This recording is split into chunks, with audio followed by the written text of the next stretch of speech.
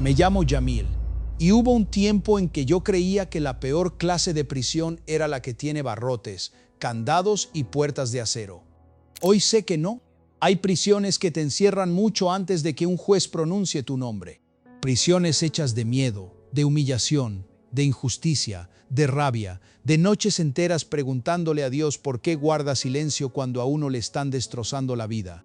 Si hoy puedo contar esta historia con la voz entera, no es porque no me haya roto.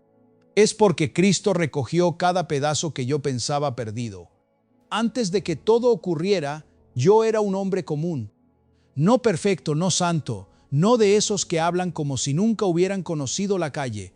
Era un hombre tratando de vivir, de trabajar, de mantenerme de pie en un mundo que ya de por sí no siempre es amable con los hombres negros de barrio humilde. Yo conocía la lucha, sí. Conocía la sospecha en las miradas, la desconfianza de la policía, el peso de tener que demostrar 2 veces que no eres lo que otros ya decidieron creer sobre ti. Pero aún así, seguía caminando, seguía respirando, seguía intentando hacer mi vida sin convertirme en el enojo que tantas veces me rodeaba. En esta historia hay varios nombres que marcaron mi destino. Estoy yo, Yamil, un hombre que no sabía que la verdad podía ser enterrada por años y aún así seguir respirando debajo de la tierra. Está Andrew Collins, un policía con placa, uniforme y autoridad, un hombre al que yo no conocía, pero que iba a convertirse en la mano que me empujaría al valle más oscuro de mi vida. Está mi madre, que fue una de esas mujeres que oran aún cuando todo alrededor les da razones para rendirse. Y por encima de todos está Dios, que parecía ausente cuando más lo necesitaba, pero en realidad ya estaba escribiendo una redención que yo no podía ver. No te voy a mentir, si esta historia fuera contada solo desde la carne, sería una historia de rabia, de traición, de venganza merecida, de un hombre inocente aplastado por otro que usó el poder como si fuera dueño de la verdad. Pero esta no es solo una historia de injusticia. Es una historia de lo que pasa cuando Cristo entra en una herida que parecía demasiado profunda para sanar. Todo comenzó un día que al principio parecía como cualquier otro.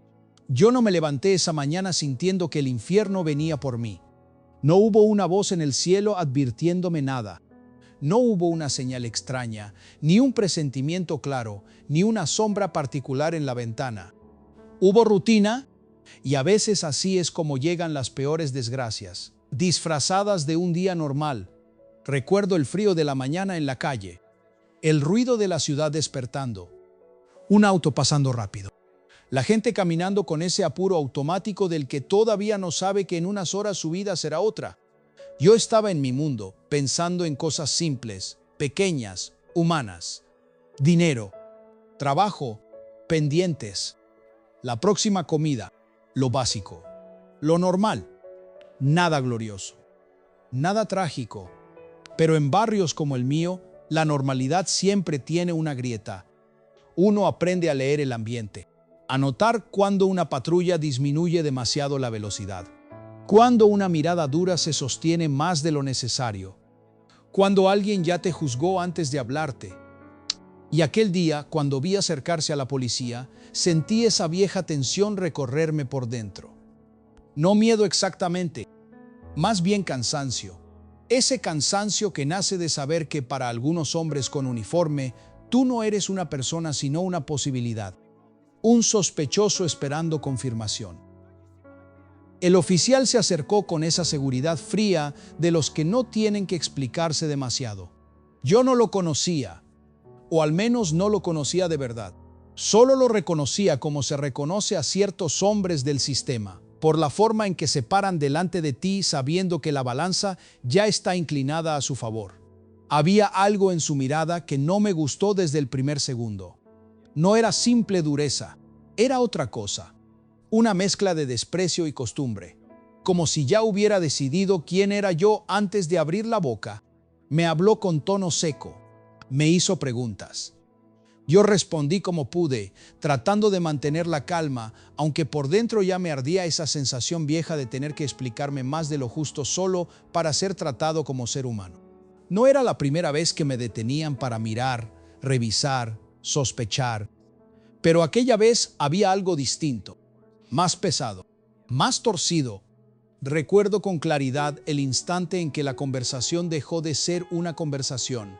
Fue como sentir que el aire cambiaba de textura. El oficial dio un paso, luego otro. Su voz se endureció y de pronto ya no me estaba mirando como a alguien al que quería investigar.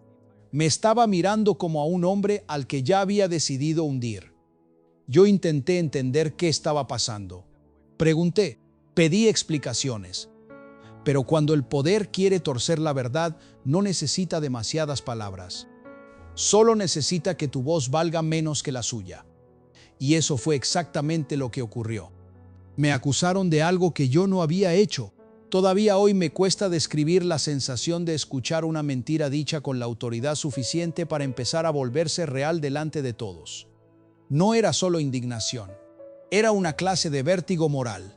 Como si el suelo de la realidad se abriera bajo tus pies y tú siguieras tratando de explicar que estás diciendo la verdad mientras el mundo entero ya empezó a caminar en la dirección contraria. Yo dije que no, una vez, 2 veces, 10 veces. Dije que no era mío. Dije que no había hecho nada. Dije que estaban mintiendo. Dije que revisaran bien. Dije que me escucharan. Pero llega un punto en que la inocencia suena débil cuando quien acusa lleva placa. Y ese día, mi verdad no pesó lo suficiente.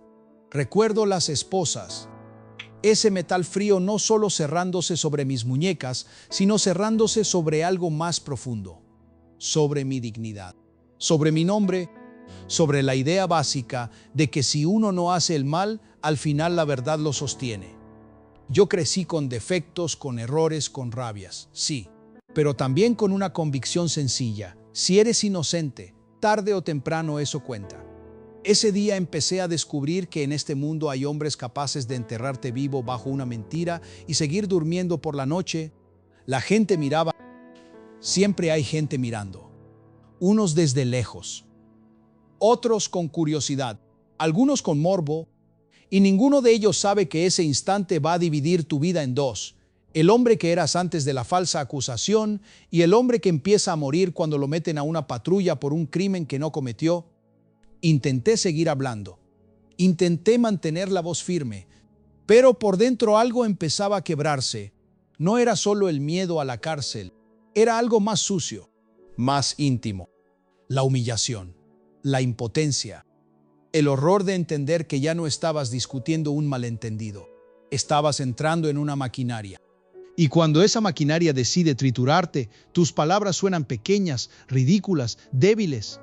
Subí al vehículo policial con el corazón golpeándome el pecho. Miré por la ventana mientras la ciudad seguía moviéndose como si nada. La gente cruzaba la calle. Los negocios abrían. El tráfico seguía. Y yo pensaba, esto no puede estar pasando de verdad. Dios mío, esto no puede estar pasando. Pero estaba pasando, y lo peor no era que me llevaran detenido. Lo peor era la mirada del oficial. Porque en ella no vi duda. No vi conflicto. No vi el peso moral de estar destruyendo a un inocente. Vi tranquilidad. Vi costumbre. Vi la clase de maldad que no necesita gritar para ser devastadora. Y en ese instante entendí, aunque todavía no pudiera formularlo con claridad, que mi lucha no iba a ser solo contra un expediente falso ni contra un tribunal. Iba a ser contra algo mucho más peligroso. Iba a ser contra la tentación de dejar que la injusticia decidiera quién me convertiría yo por dentro. En la patrulla intenté seguir hablando, pero cada palabra que salía de mi boca se sentía más inútil que la anterior. Esto no es mío. Me están confundiendo. Usted lo sabe. Lo dije mirando al frente, porque ya había entendido que buscar humanidad en el rostro del oficial no iba a darme nada. Aún así, en el fondo de mí, una parte seguía esperando ese instante mínimo en el que todo se corrigiera. Ese segundo en el que alguien dijera, hubo un error. Ese momento en el que la lógica regresara, la verdad pesara y yo pudiera bajar del auto, respirar hondo y volver a casa con el susto todavía vivo, pero la vida intacta. Ese momento no llegó. Lo que llegó fue el sonido de la radio policial, Las calles pasando detrás del vidrio, el traqueteo del vehículo sobre el asfalto y la certeza cada vez más pesada de que yo estaba cayendo en una trampa hecha por manos humanas, una trampa diseñada no para buscar la verdad, sino para fabricar una culpabilidad conveniente. En algún punto cerré los ojos y respiré hondo, como si así pudiera despertar. Pero no era un mal sueño. Las esposas seguían allí. El asiento duro seguía bajo mi cuerpo. La patrulla seguía avanzando. Y delante de mí, invisible pero brutal, ya se estaba levantando una pared entre el hombre que yo sabía que era y el hombre que el sistema estaba a punto de declarar que era. Cuando llegamos a la estación, el aire olía a desinfectante barato, café viejo y cansancio. He pensado muchas veces en ese olor, porque hay lugares donde uno entra sintiendo que la dignidad empieza a desprenderse de la piel. Aquella estación era uno de ellos.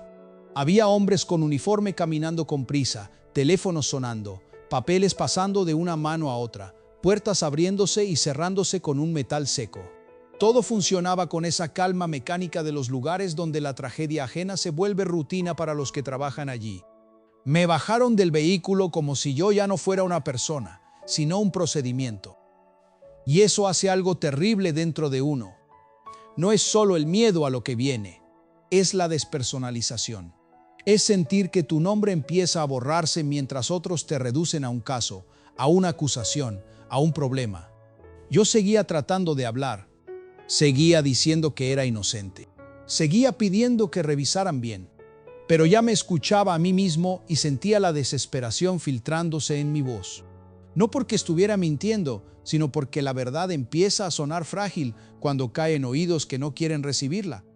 Me llevaron a una sala para interrogarme. Blanca, fría, sin alma. Una mesa, unas sillas, una luz dura. El tipo de lugar donde hasta el silencio parece diseñado para aplastarte.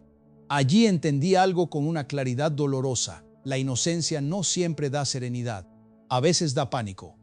Porque cuando sabes que no hiciste nada y aún así ves que todo se mueve en tu contra, te invade un vértigo extraño. ¿No sabes qué defender primero? Tu nombre, tu versión, tu calma, tu esperanza. El oficial volvió a entrar. Se sentó frente a mí con una tranquilidad que me revolvió el estómago. Había visto hombres duros antes. Había tratado con gente arrogante, con personas que disfrutan el pequeño poder que tienen sobre otros. Pero aquello era distinto. Lo suyo no era simple dureza. Era una clase de seguridad moralmente torcida. La seguridad de quien sabe que puede empujar una mentira lo suficiente para que otros la sostengan por él. Me hizo preguntas como si quisiera confirmar algo que ya había decidido. Yo respondí con la verdad, una y otra vez, sin adornos, sin contradicciones, sin teatro. Pero mientras más hablaba, más comprendía que la conversación no buscaba claridad. Buscaba cansarme, desgastarme, llevarme a ese punto en que el ser humano empieza a dudar no de su verdad, sino de su capacidad para sostenerla frente a un sistema que ya eligió a quién creer. Recuerdo haber pensado en mi madre. No sé por qué fue ella lo primero que me vino al corazón en ese momento. Quizá porque cuando el miedo te devuelve a la infancia, buscas la figura que alguna vez representó refugio. Pensé en ella recibiendo la noticia. Pensé en su rostro. Pensé en sus oraciones. Pensé en el dolor de tener que escuchar que su hijo estaba acusado de algo que no hizo. Y de pronto el miedo dejó de ser solo por mí. Se volvió más grande, más sucio, más familiar. Ya no temía únicamente a la cárcel.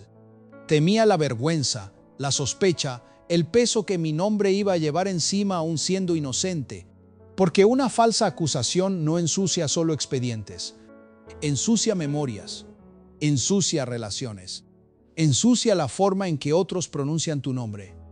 Con el paso de las horas, mi cuerpo empezó a sentir el agotamiento, pero mi mente seguía demasiado encendida para descansar. Había momentos en que me invadía una indignación tan fuerte que quería golpear la mesa y gritarle al mundo entero que estaba viendo una injusticia en tiempo real. Y había otros momentos en que lo único que sentía era una tristeza pesada, casi húmeda, como si el alma empezara a hundirse antes de que el cuerpo fuera encerrado. En medio de todo eso, intenté orar. No fue una oración hermosa. No fue una de esas oraciones bien armadas que uno escucha en la iglesia y que parecen subir al cielo con orden y música. Fue algo mucho más torpe, mucho más humano. Señor, tú sabes. Tú sabes que no hice esto. Tú sabes la verdad. No me sueltes aquí. Eso fue todo. Pero incluso esa oración me salió con una mezcla de fe y desconcierto, porque una parte de mí todavía creía que Dios iba a intervenir rápido, que en cualquier momento la mentira se desplomaría sola bajo el peso de la verdad. Yo todavía no sabía que iba a entrar en una temporada donde el cielo parecería guardar silencio mientras la injusticia hacía su trabajo con una precisión casi perfecta. Cuando por fin me metieron en una celda provisional, la realidad terminó de golpearme. Había un banco duro, paredes frías y una puerta de metal que sonó con una violencia definitiva al cerrarse. He escuchado muchos sonidos en la vida, pero algunos quedan marcados en los huesos. Ese fue uno de ellos, porque no fue solo una puerta. Fue el sonido de mi vida anterior alejándose. Me senté despacio. Y allí, por primera vez desde que empezó todo, dejé de hablar. Dejé de explicar. Dejé de pelear por unos minutos. Miré el suelo, respiré hondo y sentí cómo la humillación empezaba a instalarse en mí como una enfermedad. No era que dudara de quién era. Yo sabía que era inocente. Lo terrible era otra cosa, entender que eso podía no bastar. Esa fue la primera grieta profunda, no la de la cárcel, no la de la acusación, la de descubrir que la verdad por sí sola no siempre te libra rápido de los hombres que decidieron enterrarla. Y allí, sentado en aquella celda, con el zumbido de las luces sobre mi cabeza y la mentira creciendo afuera como una sombra cada vez más grande, comprendí que mi vida acababa de cruzar un umbral. Todavía no sabía cuánto iba a perder, pero ya podía sentir que algo dentro de mí había empezado a entrar en duelo por adelantado. La primera noche en esa celda no dormí. No porque hubiera ruido. De hecho, lo peor era precisamente lo contrario. Había sonidos, sí, una puerta cerrándose a lo lejos, pasos de un guardia, el eco metálico de unas llaves, una tos perdida en otra celda. Pero por encima de todo eso estaba el silencio. Y el silencio, cuando uno acaba de ser arrancado de su vida por una mentira, se vuelve un enemigo brutal, porque en el silencio ya no hay distracción. Solo queda uno mismo, la injusticia, y Dios. Me senté en el banco duro con los codos sobre las rodillas y la mirada clavada en el suelo. No podía dejar de repetir dentro de mí lo mismo. Esto no puede sostenerse, esto no puede durar, alguien va a ver la verdad. Me aferraba a esa idea como un hombre que intenta detener una hemorragia con las manos. No porque realmente estuviera tranquilo, sino porque si soltaba esa esperanza en ese momento, sentía que me iba a quebrar de una forma peligrosa. Intenté ordenar lo ocurrido, reconstruir cada minuto, cada palabra, cada gesto del oficial. Lo hice una vez, luego otra más, como si revisar los detalles me ayudara a encontrar una grieta por donde saliera la verdad. Pero cuanto más pensaba, más me daba cuenta de algo terrible. No estaba luchando solo contra un error, estaba luchando contra una versión fabricada. Contra una historia falsa ya puesta en movimiento por alguien a quien el sistema estaba dispuesto a creer, y eso me llenó de una rabia que me ardía en el pecho. No era una rabia explosiva todavía. No era el tipo de enojo que grita, golpea o amenaza. Era peor.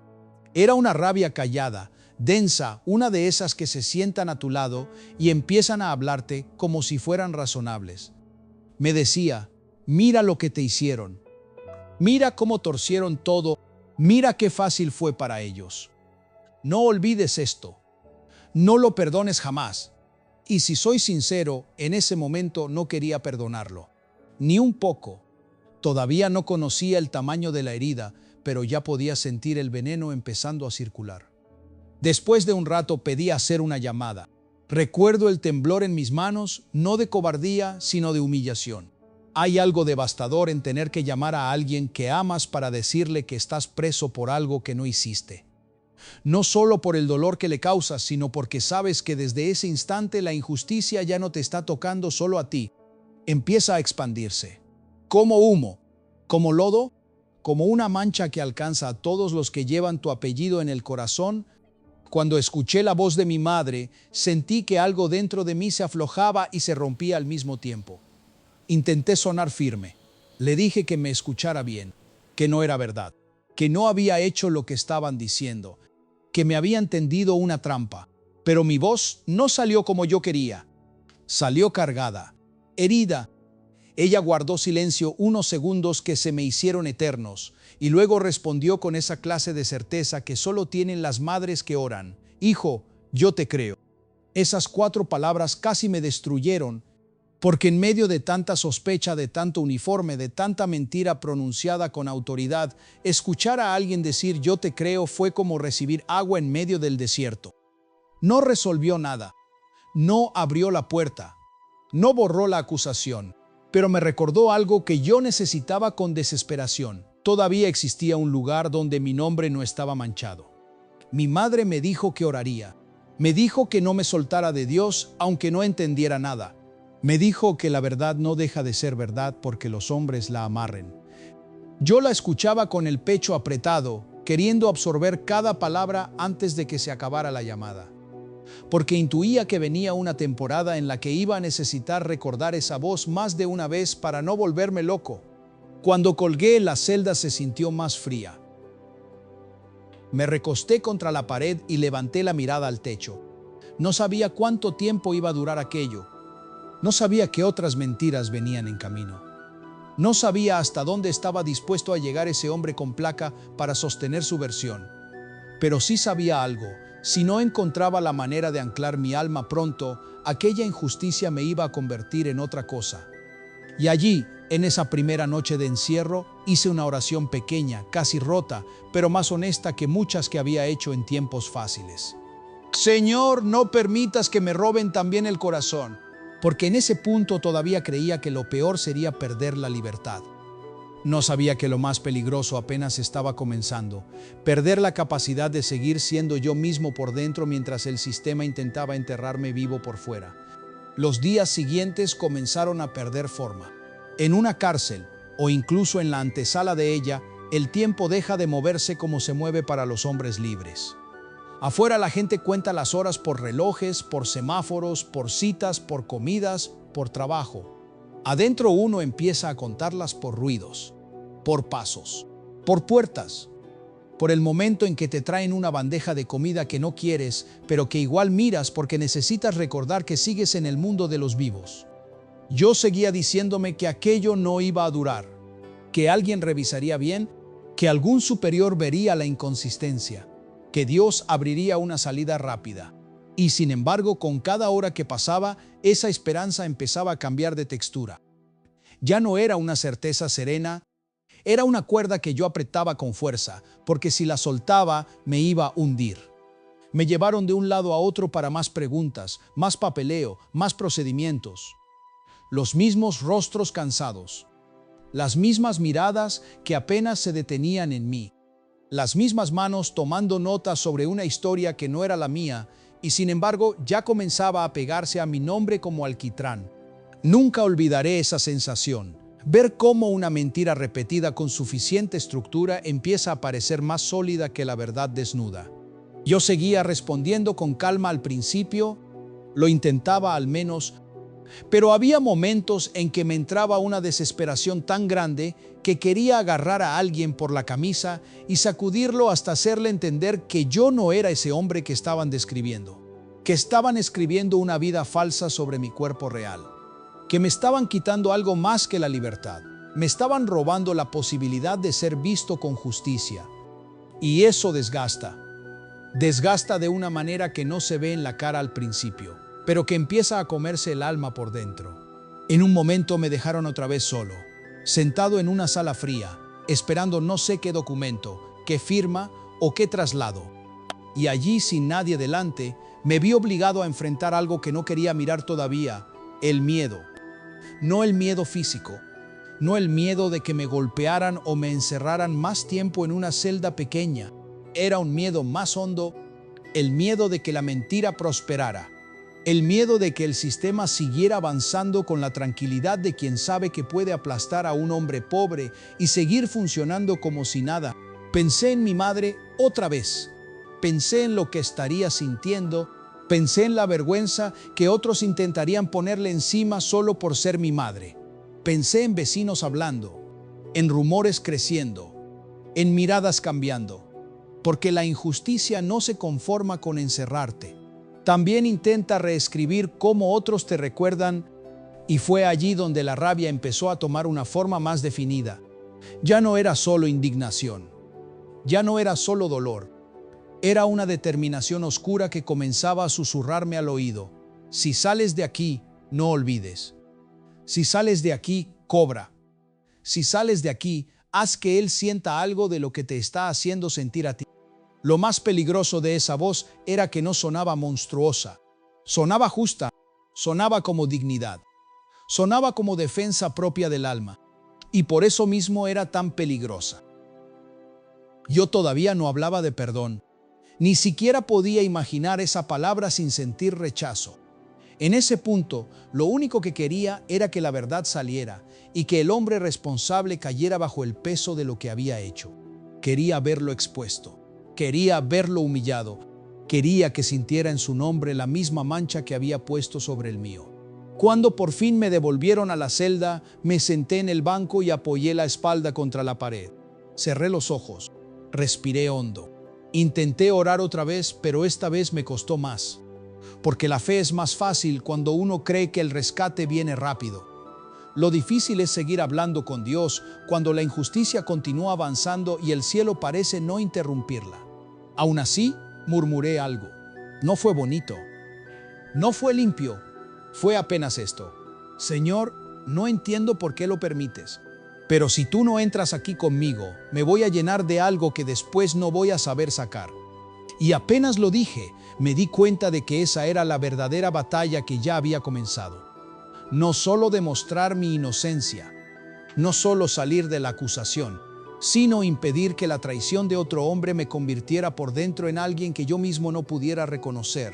Aquella tarde entendí que hay injusticias que te encarcelan el cuerpo. Y hay otras todavía peores que empiezan a construir una prisión dentro del corazón si uno no se aferra a Dios con todo lo que le queda. Con el paso de los días, la cárcel dejó de sentirse como un accidente y empezó a sentirse como una amenaza seria. Ese cambio no ocurrió de golpe. No hubo una hora exacta.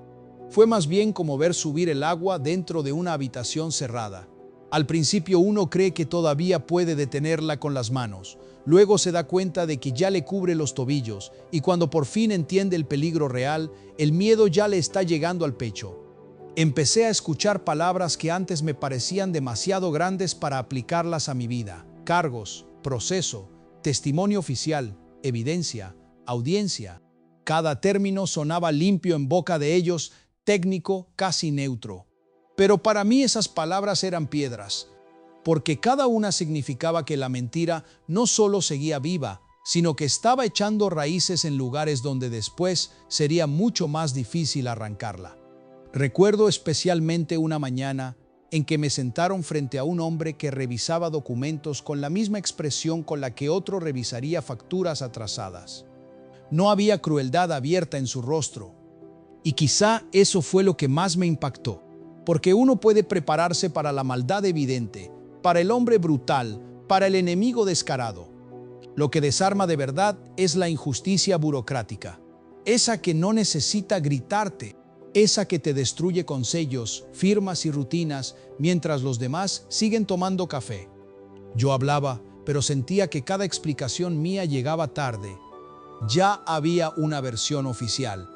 Y cuando una mentira logra ponerse uniforme, sello y lenguaje institucional, la verdad empieza a verse como una interrupción incómoda.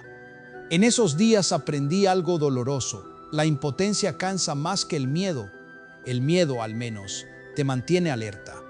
La impotencia, en cambio, te va vaciando por dentro. Te deja mirando paredes, repitiendo los hechos una y otra vez, imaginando conversaciones que nunca ocurren, respuestas que nadie escucha, pruebas que deberían bastar pero no bastan. Llega un punto en que uno ya no solo pelea por demostrar quién es, También pelea por no deshacerse mentalmente en el proceso. Había otros hombres alrededor, cada uno con su propia historia, su propia caída, su propia culpa o su propia desgracia. Algunos me observaban con esa mezcla de distancia y lectura rápida que existe entre hombres encerrados. Nadie pregunta demasiado al principio. Cada cual carga lo suyo. Pero aún sin hablar, yo podía sentir cómo el encierro nos iba limando a todos de maneras distintas. En una de esas horas muertas me descubrí pensando en algo que me avergonzó. Empecé a imaginar mi futuro no como lo había soñado, sino como lo temía. Me vi años después marcado para siempre por una acusación falsa. Me vi cargando ese expediente como una sombra. Me vi explicándole a la gente, una y otra vez, que no fue verdad. Me vi intentando reconstruir una vida a la que otros mirarían siempre con sospecha. Y esa visión me llenó de una angustia tan profunda que tuve que apoyar la cabeza contra la pared para respirar. Porque una cosa es sufrir una injusticia en el presente, y otra muy distinta es empezar a ver cómo esa injusticia quiere instalarse también en tu porvenir. Fue en medio de esa angustia cuando la rabia volvió a hablarme con más claridad. Ya no me susurraba solamente venganza, ahora me ofrecía identidad. Me decía: convierte esto en tu centro. No vuelvas a confiar. No vuelvas a ablandarte. Si sales de aquí, no dejes que nadie vuelva a tocarte sin sentir el peso de lo que te hicieron. Y por un momento, esa voz me pareció protección. Porque cuando un hombre se siente traicionado por el sistema, endurecerse parece sabio. Levantar muros parece madurez. Enterrar la ternura parece supervivencia. Pero en el fondo yo sabía que aquello no era fortaleza, era una deformación. Esa noche, cuando por fin me dejaron tranquilo, me senté solo y pensé en Cristo. No en el Cristo bonito de los cuadros, no en el nombre religioso que la gente usa para adornar discursos. Pensé en el Cristo humillado, en el inocente tratado como culpable, en el justo entregado a manos injustas. Y aunque todavía estaba demasiado herido para encontrar consuelo pleno en eso, sentí una punzada extraña dentro del pecho, como si el Señor me estuviera diciendo, sin palabras: no eres el primero en ser herido por una mentira, y no estás solo en esta celda, aunque no me veas. No me quitó el miedo, no me quitó la rabia, pero evitó que me terminara de hundir esa noche. Y en medio de aquella oscuridad, hice una oración muy corta, casi susurrada, como quien protege una última brasa para que no se apague. Señor, guarda en mí algo limpio.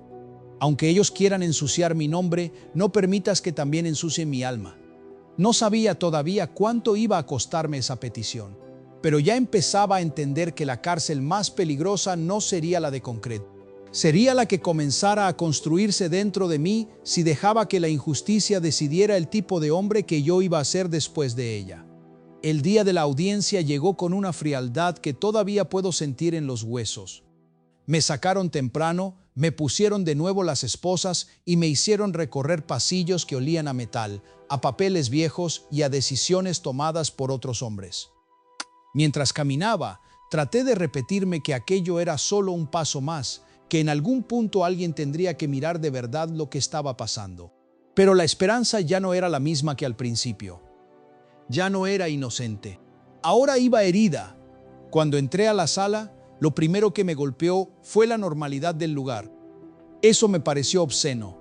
Había gente ordenando carpetas. Un hombre acomodándose la corbata. Otro revisando notas. Un murmullo bajo, casi profesional. Todo parecía funcionar bajo una calma perfectamente entrenada. Y yo estaba allí, con la vida al borde del abismo, viendo cómo mi tragedia entraba en una habitación donde para los demás no era más que otro caso del día. Busqué con la mirada algún rostro que me devolviera humanidad. No encontré ninguno. Entonces lo vi a él, al oficial. Estaba allí con la misma serenidad torcida que me había perseguido desde el principio. No vi en su cara conflicto. No vi peso moral. No vi la más mínima grieta de vergüenza. Y eso me revolvió por dentro de una manera casi más violenta que la acusación misma, porque una parte de mí seguía esperando, absurdamente, que en el último minuto él se quebrara, que la conciencia lo traicionara. que no pudiera sostenerme la mirada, pero no fue así. Se veía tranquilo, y esa tranquilidad fue una forma de crueldad. Cuando empezó a hablar, sentí que el aire se volvía espeso. Escuchar una mentira construida con orden, detalle y autoridad es una experiencia difícil de explicar. No se siente solo como injusticia, se siente como desorientación moral. Como si alguien tomara tu historia, la doblara, la ensuciara y luego la presentara delante de otros con un tono tan seguro que por un instante hasta tú mismo tienes que pelear por no gritar. Yo quería interrumpir, quería levantarme, quería decir que todo era falso, que estaban viendo un montaje levantado sobre mi nombre. Pero en esos lugares uno aprende rápido que incluso la desesperación puede ser usada en tu contra. Así que me quedé quieto por fuera. Por dentro no. Por dentro yo era una tormenta. Cada frase suya caía sobre mí como un ladrillo más en una pared que me estaban construyendo alrededor. Y lo peor era que no solo me estaban acusando, me estaban redefiniendo. Eso fue lo que me hizo entender de verdad el peligro. No querían solo encerrarme. Querían convertir mi rostro en el de un culpable para que cuando llegara mi turno de hablar, la sala ya hubiera decidido a quién creer. Y en un mundo como este, la verdad de un hombre negro pobre no siempre entra a la sala con el mismo peso que la palabra de un policía. Eso lo sentí con una claridad amarga. Cuando finalmente pude hablar, traté de mantener la voz firme. Expliqué. Negué. Repetí que era inocente. Dije que todo era mentira. Dije que me estaban tendiendo una trampa. Y mientras hablaba, una parte de mí observaba los rostros alrededor, buscando alguna señal, una ceja que se alzara, una duda, una incomodidad, algo. Pero la mayoría tenía esa expresión técnica distante de quienes ya han aprendido a escuchar tragedias humanas sin dejar que les alteren demasiado el pulso. Salí de aquella audiencia con una sensación que me dejó temblando por dentro. Por primera vez entendí que esto podía durar de verdad, no como una amenaza abstracta, no como una posibilidad lejana. De verdad, volví al encierro con el cuerpo pesado y el alma peor. Me senté solo y me quedé largo rato mirando mis manos. Es extraño lo que uno mira cuando empieza a perder el control de su vida. Yo miraba mis manos como si fueran prueba suficiente de que seguía siendo yo, como si en ellas todavía quedara algo que la mentira no pudiera alcanzar. Fue entonces cuando me golpeó otra clase de miedo. No el miedo a la condena, no el miedo al tiempo, sino el miedo a empezar a convertirme en un hombre gobernado por la rabia, porque ya podía sentirlo creciendo. Cada vez que recordaba la cara del oficial, algo en mí se endurecía más. Cada vez que pensaba en la tranquilidad con la que había mentido, sentía abrirse una oscuridad peligrosa. Y en esa celda entendí que, si no tenía cuidado, iba a salir de todo aquello siendo inocente ante la ley de Dios, pero irreconocible en mi espíritu. Esa noche oré sin levantar la vista. No le pedí todavía libertad. No le pedí justicia rápida. Le pedí algo más urgente. Señor, no permitas que el hombre que me hizo esto termine viviendo también dentro de mí, porque ya empezaba a ver con claridad que una injusticia puede robarte años. Pero el odio, si uno lo alimenta, puede robarte el alma entera. Después de aquella audiencia, algo cambió dentro de mí. No fue una transformación santa, no fue paz, no fue resignación madura. Fue el comienzo de un endurecimiento que me asustó más de lo que quise admitir. Yo seguía orando, sí, seguía repitiendo que Dios conocía la verdad. Seguía aferrándome a la idea de que en algún punto todo aquello se iba a caer por su propio peso. Pero al mismo tiempo empecé a sentir que una parte de mi corazón estaba tomando otra dirección, más fría, más cerrada, más peligrosa. Ya no pensaba solo en salir, pensaba en él, en su rostro, en su tono de voz, en la calma con la que había mentido, en la manera en que usó el uniforme como si fuera una licencia para aplastar a otro ser humano. Y cuanto más lo pensaba, más difícil se me hacía recordar su nombre sin que algo oscuro se moviera dentro de mí. No era solo rabia. Era una clase de odio que todavía no gritaba, pero ya estaba aprendiendo a respirar en silencio. En la cárcel uno tiene demasiado tiempo para pensar y eso puede volverse una bendición o una forma de tortura. En mi caso, en esos días era tortura. Repasaba una y otra vez el momento de la detención, el interrogatorio, la audiencia, la forma en que los demás lo habían escuchado a él y a mí, como si nuestras voces no vinieran del mismo mundo. Cada recuerdo regresaba con una nitidez cruel y cada vez que volvía dejaba una marca un poco más profunda. Empecé a hablar menos. No porque hubiera aceptado nada, sino porque sentía que las palabras se me estaban gastando sin producir efecto. La injusticia tiene esa capacidad. No solo intenta hundirte, también intenta cansarte hasta que tu propia verdad te suene lejana. Y en medio de ese desgaste empecé a notar algo que me inquietó. Había momentos en que ya no estaba orando para que Dios me sostuviera. Estaba hablando con Él como si le estuviera pidiendo permiso para endurecerme. Señor, tú ves lo que me hicieron. Eso decía, pero debajo de esa frase había otra que no pronunciaba completa. Así que déjame odiarlo. Déjame guardar esto. Déjame no soltarlo jamás. Lo más peligroso era que esa tentación no se presentaba como maldad. Se presentaba como lealtad a mi propia dignidad, como una forma de decirle al universo que lo que me habían hecho importaba demasiado como para dejarlo ir.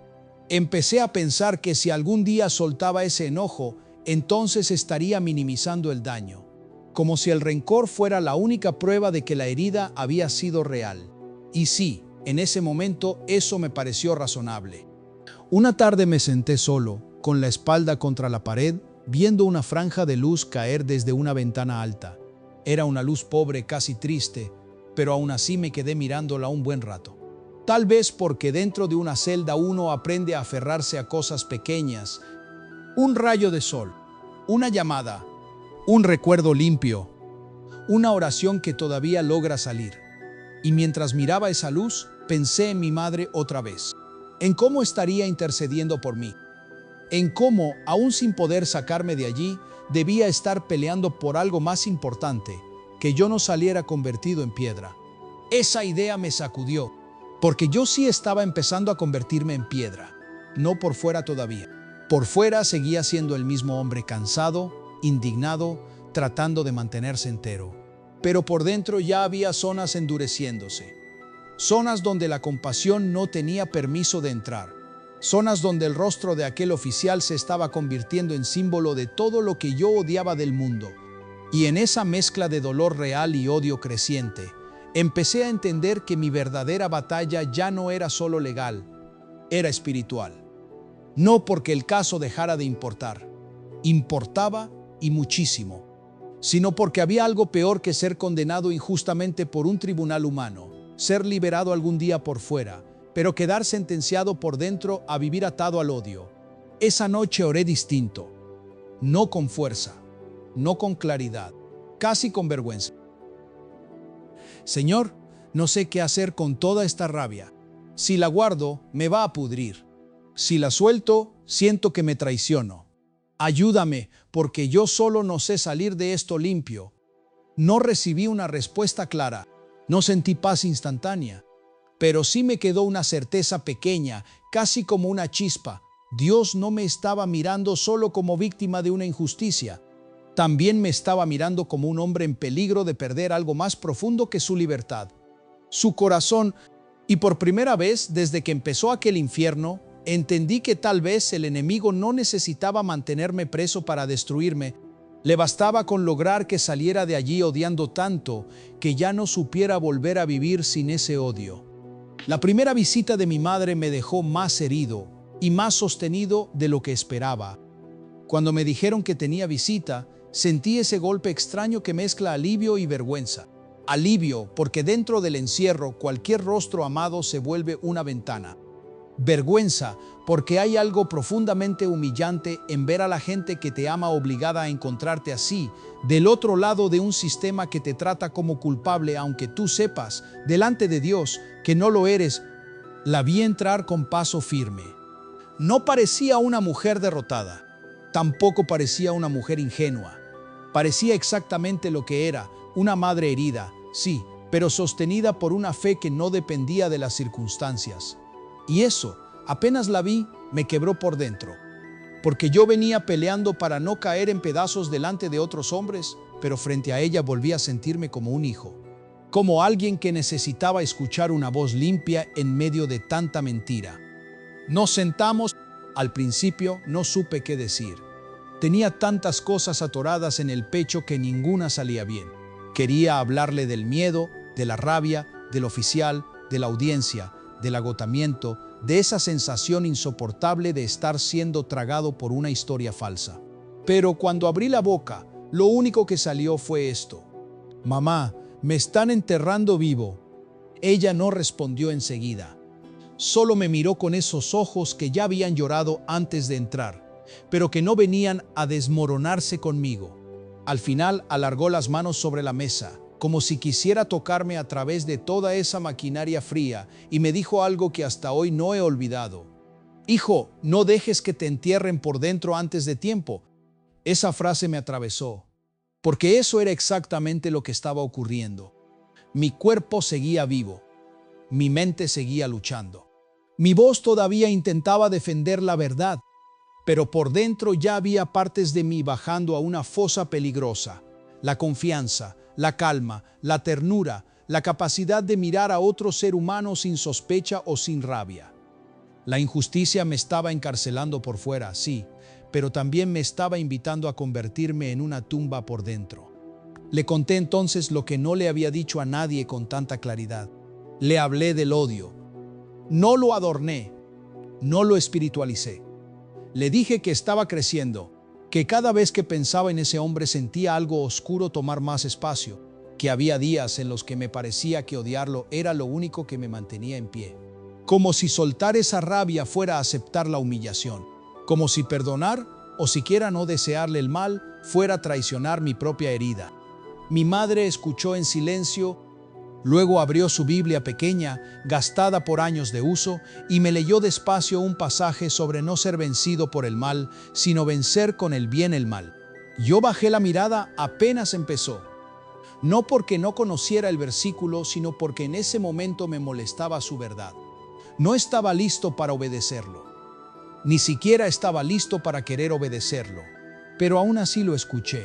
Y sentí dentro de mí esa clase de incomodidad que solo produce la palabra cuando encuentra una herida exacta. «No te estoy diciendo que lo que te hicieron sea pequeño», me dijo. «Te hicieron un mal terrible. Pero si dejas que ese mal te convierta en otro hombre, entonces te habrá robado más de lo que ya te quitó». No tuve cómo responder, porque una parte de mí quería defender su rabia como si fuera dignidad. Pero otra parte, más callada, más limpia, sabía que mi madre estaba viendo algo que yo todavía no quería mirar de frente. El oficial no solo me había puesto cadenas visibles, también había soltado una semilla venenosa en mi interior, y si yo la regaba todos los días con rencor, un día terminaría pareciéndome demasiado al tipo de hombre que yo juraba despreciar. Cuando la visita terminó, sentí otra vez ese vacío seco que deja despedirse dentro de una cárcel. Pero no regresé igual a la celda. Volví con una pelea más clara. Ya no se trataba solo de resistir el proceso. Ya no se trataba solo de probar mi inocencia. Se trataba de algo más difícil: impedir que la injusticia me reformara el alma a su imagen. Esa noche me senté solo y repetí en voz baja las palabras de mi madre: «No dejes que te entierren por dentro antes de tiempo». Y por primera vez, en lugar de pedirle a Dios solo que me sacara, le pedí algo más profundo. «Señor, si tengo que pasar por este valle, no permitas que salga de él convertido en el hombre que la injusticia quiere fabricar. Guarda algo vivo en mí, aunque sea pequeño, aunque apenas respire, pero guárdalo». No hubo un milagro visible. La puerta no se abrió. La mentira no cayó esa noche. La rabia no desapareció. Pero en medio de todo, algo sí cambió. Por primera vez desde mi encierro, empecé a entender que la salvación que más urgentemente necesitaba no era solo la de mi expediente, era la de mi corazón. Poco después de aquella visita, la realidad terminó de asentarse sobre mí con todo su peso. Hasta entonces, aunque el proceso avanzaba y la mentira seguía respirando con fuerza, todavía había una parte de mí que vivía como si todo pudiera revertirse de un momento a otro. Como si bastara una revisión honesta, una contradicción en el expediente, un hombre decente levantando la voz para que la maquinaria se detuviera.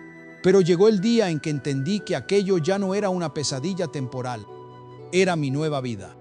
La condena no cayó sobre mí como un rayo, cayó como una puerta gruesa cerrándose despacio. Y eso fue casi peor, porque tuve tiempo de sentir cómo cada palabra me iba separando un poco más del mundo que conocía. Tiempo de comprender que ya no estaba defendiendo solo mi nombre, sino tratando de no desaparecer adentro de una historia inventada por otro. Cuando terminó todo, no recuerdo haber pensado con claridad. Recuerdo más bien una especie de entumecimiento, como si el alma, al ver venir un golpe demasiado grande, decidiera anestesiarse un poco para no romperse entera de una vez. Me trasladaron. Y con el traslado llegó otro nivel de realidad. La cárcel provisional era una amenaza. La prisión era una declaración. Allí ya no te tratan como un hombre esperando que se aclare algo. Allí te reciben como alguien que pertenece al encierro. Esa diferencia se siente en el cuerpo, en la manera en que te miran, en la manera en que te hablan, en la manera en que uno mismo empieza a caminar, como si de pronto hasta los pasos tuvieran que aprender otra forma de existir. Recuerdo la primera vez que entré y vi a los otros internos, los pasillos largos, las paredes cansadas, la rutina dura, la violencia latente incluso en los silencios. No todos gritaban, no todos peleaban, pero había algo común en el ambiente, una humanidad golpeada, torcida, muchas veces endurecida hasta casi dejar de parecer humana. Y yo, inocente, estaba allí en medio tratando de no desmoronarme, tratando de no perder la cabeza, tratando de no convertirme en presa y tampoco en piedra. En los primeros días hablé poco, observé mucho. Aprendí rápido que en prisión hay que leer los rostros, los tonos, los espacios, los tiempos. Hay que saber cuándo mirar y cuándo no, cuándo responder y cuándo callar, cuándo apartarse, cuándo mantenerse firme. Pero por debajo de ese aprendizaje exterior había otra lucha más honda. ¿Cómo seguir siendo yo cuando todo alrededor parecía diseñado para arrancarte la individualidad y dejarte reducido a supervivencia pura? Fue allí donde empecé a sentir el verdadero desgaste espiritual. Ya no era solo la rabia contra el oficial. Ya no era solo la humillación de la mentira. Era el peligro de acostumbrarme. El peligro de que el alma se adaptara demasiado bien al hierro, a la injusticia, a la dureza. El peligro de empezar a vivir desde la defensa permanente, desde la sospecha total, desde una frialdad que quizás me protegiera por fuera, pero me dejara irreconocible por dentro. Había noches particularmente difíciles. Noches en las que me acostaba y pensaba en la vida que me habían arrancado, en los años que no volverían, en las oportunidades rotas, en la versión de mí que quedó detenida el día en que me esposaron por un crimen ajeno. Y en esas noches, si no tenía cuidado, el odio volvía a ofrecerse como refugio. Me decía, no sientas, endurécete, no esperes nada de nadie, no vuelvas a creer en justicia, en bondad ni en compasión, sobrevive. Y otra vez, esa voz sonaba razonable. Pero algo de la oración de mi madre seguía vivo en mí, algo pequeño, algo herido, algo que apenas respiraba, pero seguía ahí. Una noche, después de un día particularmente oscuro, me senté solo en el borde de la cama y abrí una Biblia que había logrado conseguir. No la abrí buscando una respuesta brillante, ni una promesa instantánea. La abrí como quien busca agua con las manos heridas. Mis ojos cayeron en un pasaje donde Cristo habla a los cansados y cargados. Lo leí una vez, después otra, y allí, en medio de una prisión llena de hombres endurecidos, sentí algo que no había sentido en semanas, no alivio, pero sí compañía.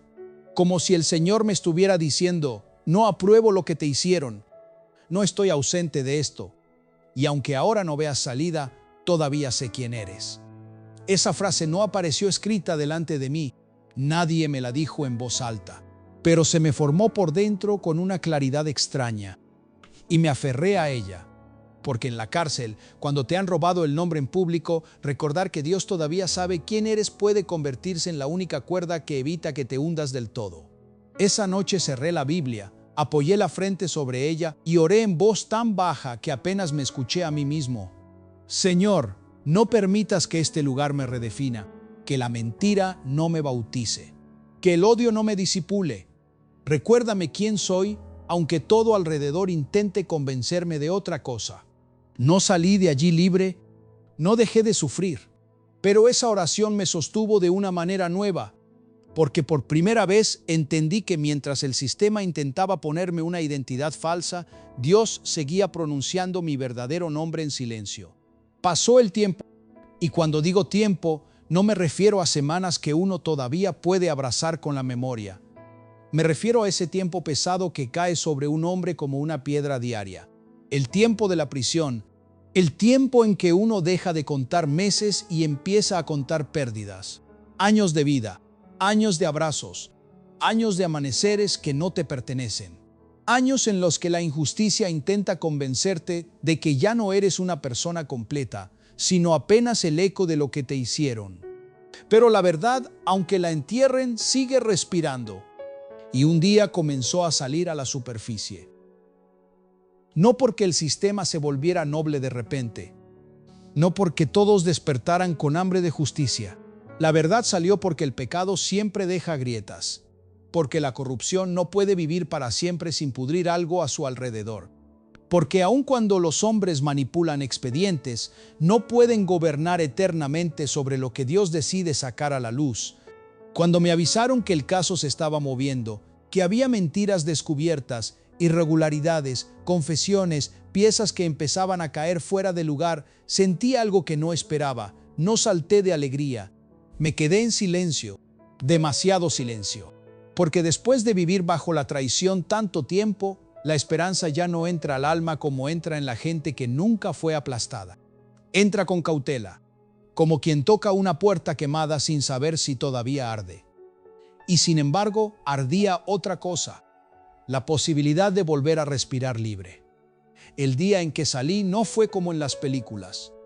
No hubo música gloriosa sonando en el aire. No sentí que de pronto el mundo entero se corrigiera. Salí con el cuerpo libre, sí, pero con cicatrices que no se ven en una fotografía.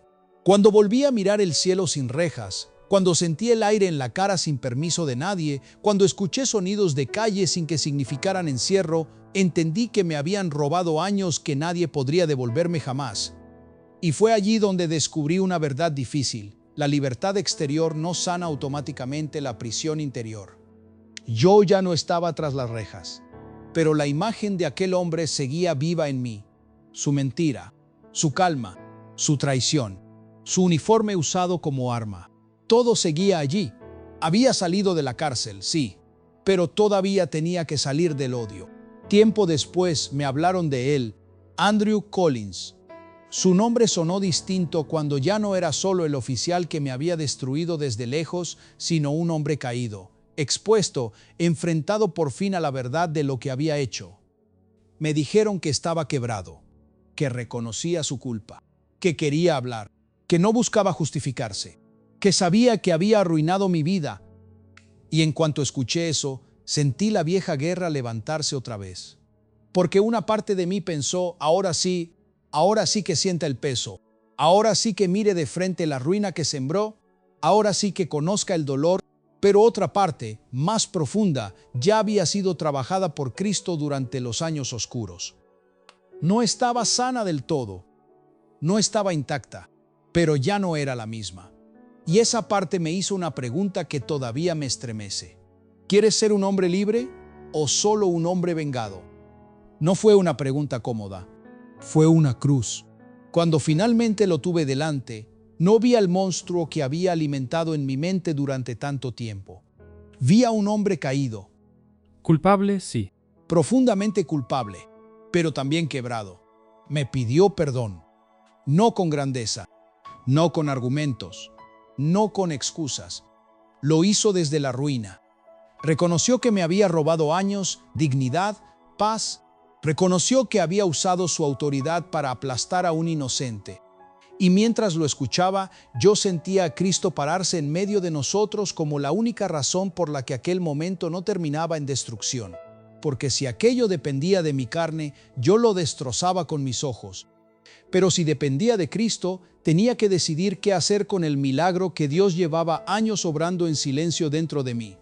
Y allí entendí algo que cambió mi vida para siempre. Yo no sobreviví a la injusticia para convertirme en su reflejo. Así que lo miré, respiré y le dije que lo perdonaba. No porque lo que hizo fuera pequeño, no porque no doliera ya, no porque la prisión se hubiera borrado, no porque la memoria se hubiera vuelto ligera. Lo perdoné porque Cristo me sostuvo cuando yo estaba siendo triturado. Porque si Jesús no me dejó pudrirme en el odio, yo no tenía derecho a volver a construir mi identidad sobre ese veneno. Lo perdoné porque negarme a hacerlo habría sido seguir viviendo encadenado al peor capítulo de mi vida. Lo perdoné porque la verdad me hizo libre del expediente, pero solo el perdón terminó de hacerme libre por dentro. Y sí, lloré. Él también lloró. No fue un momento bonito en el sentido humano. Fue sagrado, doloroso, inexplicable. Como si el cielo estuviera recordándonos que la gracia de Dios no niega el pecado, pero sí puede entrar en su ruina y hacer nacer algo que ningún hombre podría fabricar solo. Con el tiempo, lo que parecía imposible ocurrió. Nos vimos no solo como víctima y victimario, sino como dos hombres alcanzados por una verdad que nos humilló de maneras distintas. Yo por la injusticia que sufrí, él por el pecado que cometió. Y en medio de esa historia rota, Cristo escribió algo que nadie habría creído posible al principio: reconciliación. No reconciliación barata, no reconciliación ingenua, no amnesia espiritual, reconciliación nacida del arrepentimiento real y del perdón obediente. Hoy, cuando miro hacia atrás, no digo que la injusticia fue buena. No lo fue. No digo que la prisión fue necesaria. No tengo derecho a romantizar el mal. Me robaron años. Me robaron paz. Me robaron parte de una vida que no vuelve. Pero sí puedo decir esto con certeza: el pecado de otros no tuvo la última palabra sobre mi alma. Cristo la tuvo. Y si tú estás escuchando esta historia y alguien te traicionó, te hundió, mintió sobre ti, te humilló o te robó algo que parecía irrecuperable, quiero decirte algo con todo el peso de mi propia herida: no dejes que esa injusticia te nombre para siempre. No conviertas el dolor en tu identidad. No permitas que el odio se disfrace de dignidad y termine ocupando el lugar que solo Dios debe ocupar en tu corazón. Lleva esa herida a Cristo. Llévala rota, llévala temblando. Llévala sin palabras perfectas, pero llévala, porque la verdad puede sacarte de una mentira. Pero solo Jesús puede sacarte del veneno que esa mentira dejó adentro. Y hoy quiero dejarte con esta pregunta: ¿qué injusticia sigues cargando que ya no puede devolverte nada, pero sí puede destruirte por dentro si no la rindes a Dios? Ponla delante del Señor. Y si esta historia habló a tu corazón, di hoy, aunque sea en silencio: Señor, no permitas que mi herida se convierta en mi prisión. Hazme libre por dentro. Tal vez ahí empiece tu propio milagro.